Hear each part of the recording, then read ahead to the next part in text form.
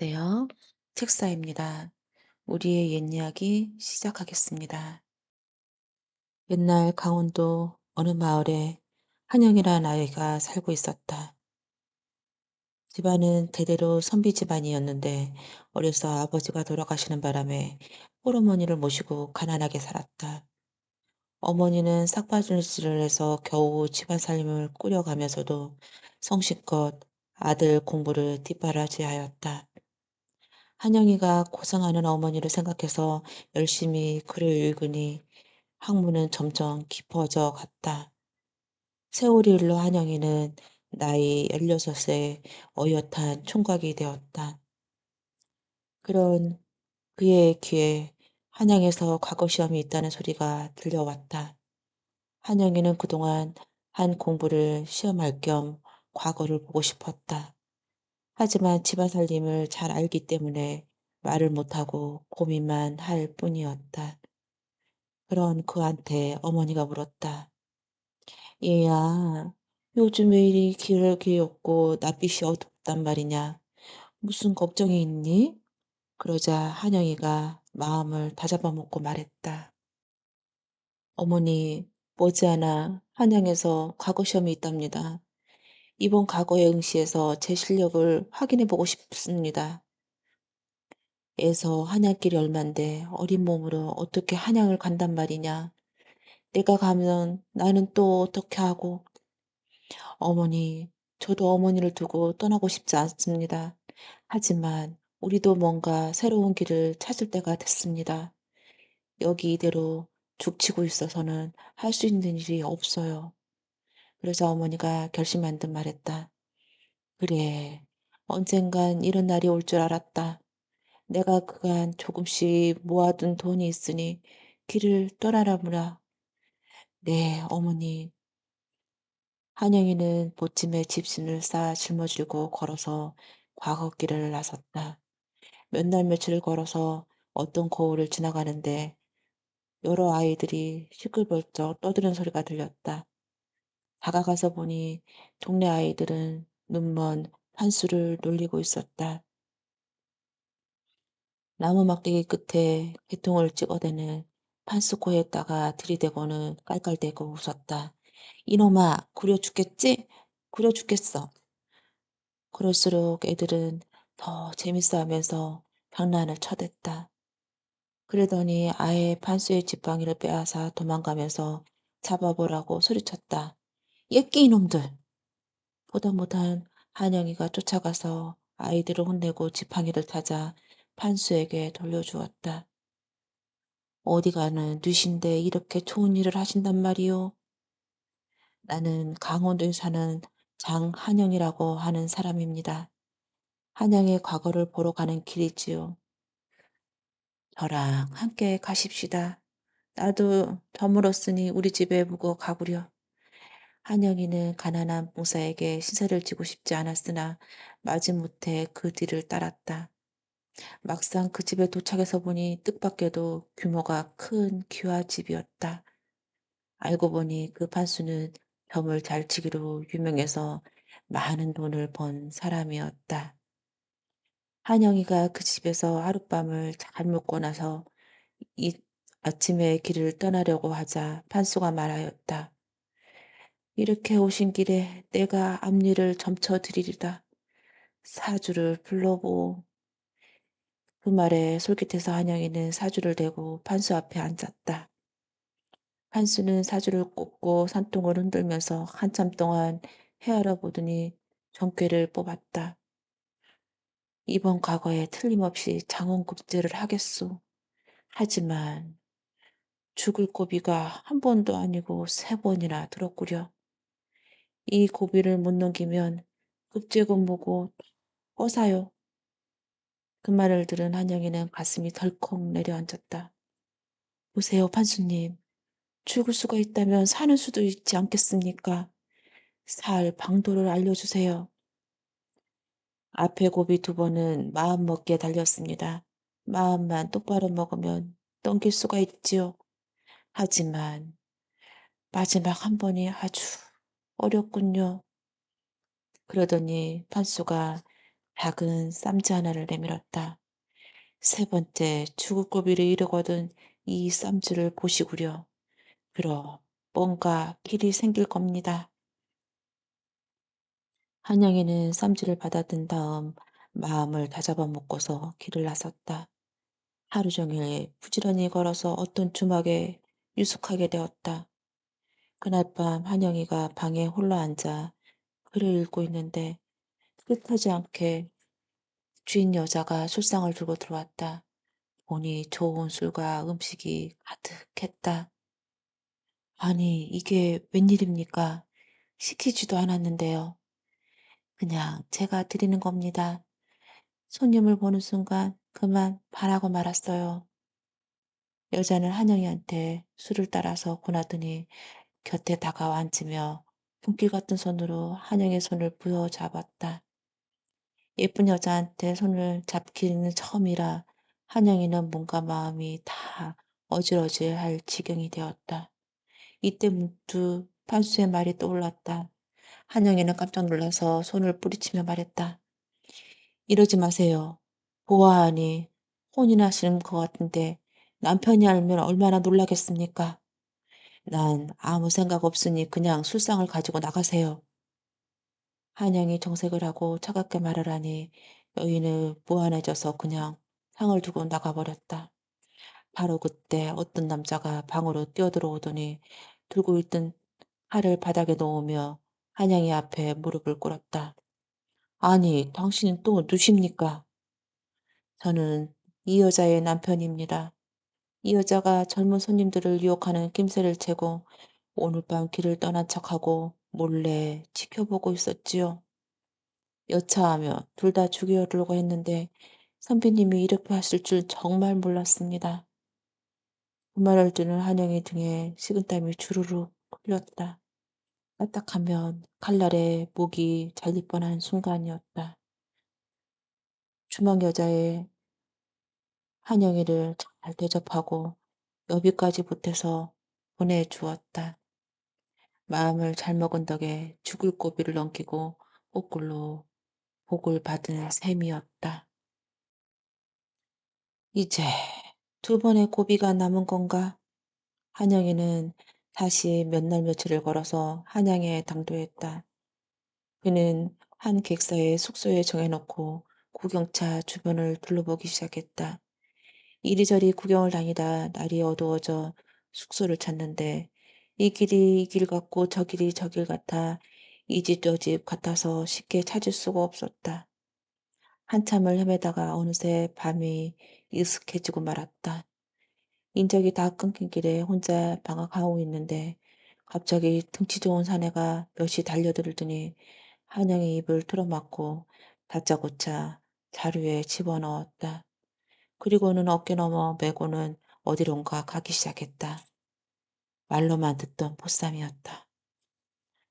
한영이가 자루에서 풀려난 곳은 어느 으리으리한 대갓집의 별당이었다. 한영이는 종들이 삼엄하게 지키는 가운데 방 안으로 안내되었다. 거기에는 아리따운 처녀가 다소곳이 앉아 있었다. 아니, 이게 어찌된 일입니까? 나를 왜 여기로 데려왔단 말입니까? 그러자 처녀가 나지막히 입을 열었다. 죄송합니다, 도련님. 저희 부모님이 시킨 일이랍니다. 제가 상부사를 타고 나서 첫 남편을 잃을 운명이라고 이렇게 남모를 도련님을 데려온 거지요. 이게 무슨 운명의 장난인지. 그렇다면 나는 오늘 밤 지나면 죽은 목숨이란 말이오. 제가 말렸지만 부모님이 끝내 일을 꾸미고 마셨답니다. 애동딸이 청산가불이 되는 것을 견딜 수가 없다면서요. 그저 죄송할 따름입니다.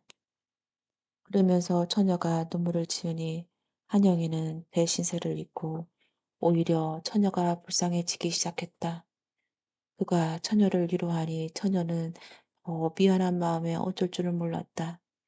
처녀는 품에서 작은 금덩어리 두 개를 꺼내더니 한영이한테 주었다. 제 마음이니 이를 받아주세요. 나는 어차피 죽은 목숨인데 이게 다 무슨 소용이 있겠습니까? 한치 앞을 모르는 게 사람 일이지요. 술 곳이 있든 없든 제 마음이니 받아주세요. 한영이는 하늘 수 없이 금덩이를 받아서 품에 넣었다. 다음날 새벽이 되자 건장한 하인 둘이 한영이를 끌어내다가 자루에 집어넣어 어디론가 향했다. 강문에 집어넣거나 땅에 파묻거나 하려는 것이 분명했다. 한영이는 체념한 채 댐에다가 가다가 문득 품 안에 있는 깃덩어리가 생각났다. 여보세요. 내 말 좀 들어보세요. 지금 나한테 금덩어리 2개가 있답니다. 어차피 죽을 목숨인데 이게 다 무슨 소용이 있겠어요? 당신네들한테 못할 짓 하느라 고생인데 나눠 쓰도록 하세요. 아니, 그 말을 어떻게 믿는단 말이오? 금방 드러날 거짓말을 뭐하러 하겠습니까? 잠깐 확인해 보면 알게 될 일입니다. 하인들은 그것도 그렇다고 생각하고 자리를 열고 보니 정말 한영이 품속에 금덩이 2개가 있었다. 하인들은 뜻밖의 행적에 입이 한 방만하게 벌어졌다. 아, 이제 됐으니 나를 갖다 버리시구려. 젊은 하인이 다시 한영이를 자루에 넣으려 했다. 그러자 옆에 있던 나이 많은 하인이 나서서 만류했다. 아소게, 사람이란 은혜를 알아야 하는 법이야. 이런 분을 죽이면 어찌 천별이 없을까? 우리 둘이 입을 다물면 아무 문제가 없을 일이야. 듣고 보니 과연 그러했다. 그 하인은 한영이를 풀어주고 자루에 돌덩이를 담아서 강물에 집어던졌다. 이렇게 해서 한영이는 또 한 번에 죽을 고비를 벗어날 수 있었다. 죽을 고비를 벗어난 한영이는 무사히 과거를 응시해서 당당히 장원급제를 했다. 이름 없는 시골 총각이 장원급제를 하자 조종이 온통 들썩거렸다. 그때 조종에는 김정승과 이정승이 있었는데 두 정승 모두 홍기가 넘긴 딸이 있어 사윗감을 찾고 있는 차에 장원급제한 한영이를 사위로 점찍었다. 이정승, 김정승 찾으러 나서서 한영이를 사위로 맞으려 하니 조금도 양보가 없었다. 결국 임금이 결정하기로 되어 있었다. 듣자니 이정승 딸은 16이고 김정승 딸은 17이라지? 한 살이라도 더 먹은 김정숙 딸과 맺어주는 게 좋겠어. 이렇게 해서 한영이는 김정숙 딸과 결혼하게 되었다. 하루바삐 어머니를 뵙고 싶은 생각이었으나 김정숙 댁에서 어찌 서두르는지 고향에도 내려가지 못한 채 혼례를 오르게 되었다. 김정숙 딸과 결혼한 그날 밤 한영이는 이런저런 심란한 생각을 들고 뒤도 마려워서 밖으로 나왔다. 그런데 그때 어떤 복면을 한 사내가 살짝 담을 넘어 들어오더니 솔살같이 신부의 방에 들어가는 것이었다. 그러더니 얼마 후 검은 그림자는 다시 나와 담을 넘어 사라졌다. 한영이가 얼른 밤에 들어가 보니 아뿔싸 신부가 칼에 찔려 죽어 있었다. 한영이는 방에서 뛰어나와 집안에 있는 사람을 둘러보았다. 큰일 났어요. 신부가 칼에 찔러 죽었답니다. 김종숙 부부는 깜짝 놀라 버선발로 뛰어나왔다. 한영이한테 사장 얘기를 들은 김종숙은 갑자기 이상한 눈으로 한영이를 쏘아보기 시작했다. 사랑하던 외동딸을 잃은 터라 제정신이 아니었다. 다음날 포도제장이 부하들을 이끌고 사건 조사를 시작할 때 갑자기 김진성석이 한영이를 가리키며 소리쳤다. 포도대장, 저놈이 범인이오. 전부터 우리와의 혼인이 탐탁치 않게 여기더니 이런 짓을 벌린 게야. 그러지 않고서야 우리 딸을 죽일 사람이 누가 있겠소. 첫날 밤에 신부를 혼자 두고 밖으로 나갔다. 도대체 말이나 되는 소린가. 저놈을 단단히 조사해 보시오.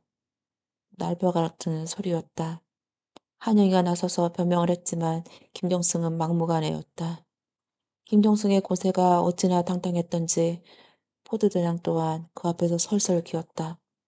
그는 한영이를 옥에 가두고 사건을 조사하기 시작했다. 끝까지 범인이 안 잡히면 한영이가 죄를 뒤집어 쓰게 될 상황이었다.